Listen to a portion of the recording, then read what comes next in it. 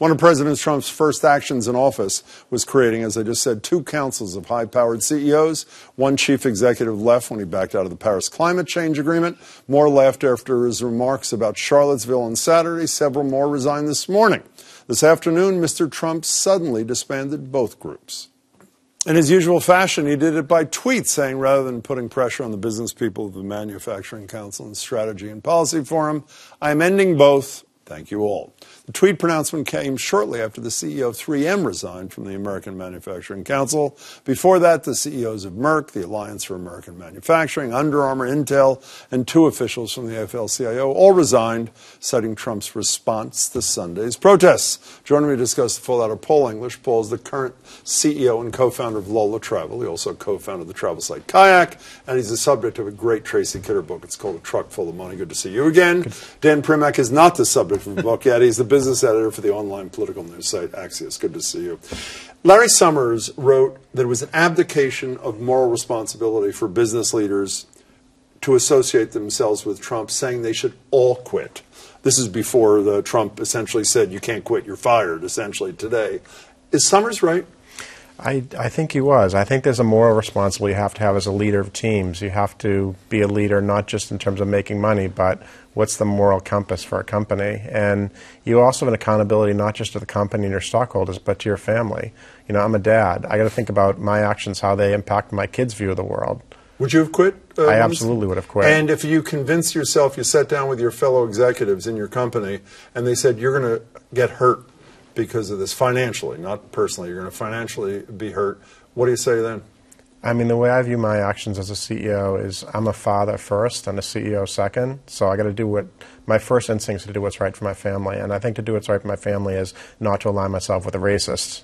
You know, Dan, Andrew Ross Sorkin wrote this piece saying one of the reasons why the vast majority of these CEOs, including, I mentioned Jeff Immelt before, who at the last minute did pull out this morning, they, quote, they feared the wrath of Trump. And I say to myself, the head of Goldman Sachs and Jamie Dimon, just to name 2, fear the wrath of Donald Trump. Should they worry about the wrath of Trump? I don't think they should. I think Andrew's wrong. I don't think they feared the wrath of Trump. I think they know that there is going to be a massive tax reform push and possibly an infrastructure push, and they wanted that to be, you know, they wanted that to be a piece of this. You know, Goldman Sachs wants tax reform. Steve Schwarzman, who runs this council, is launching a massive infrastructure fund. They wanted to be close to the power. So what's the impact? You know, putting aside them wanting to be close to the power, would Donald Trump not want them close to him if he ever files a tax reform / tax? In fact, you tweeted about it. Did you not tweet about this? This is the big thing. I mean, when they come back from Labor Day, the big push is supposed to be tax reform. And today, he has completely broken ties with the biggest CEOs of America, who are the people who were supposed to be the biggest public advocates for tax reform and explain how this would help the economy and help jobs. Now they've divorced each other. Yeah, but they're not going to not support something that is in their personal interest because they're aggravated with the President of the United States. When you say support, they're not going to come out necessarily against it, but are they going to go and are they going to pitch it? Are they going to go on the stump? If it helps them, sure, of course they're going to. Not necessarily. They might not if they have to actually stand next to the President and do it. I think right now that's really hard for a lot of them to do. I want to stay on this, you know, fearing the wrath of Trump, even though you don't agree that they do. Donald Trump tweeted, he's not crazy about Jeff Bezos, as I'm sure you know. It's the Amazon Washington Post. Amazon is doing great damage, this is Trump tweeting, to tax-paying retailers, towns, cities, and states throughout the U.S. are being hurt, many jobs being lost. Theoretically, that one tweet cost Amazon $6 billion in value.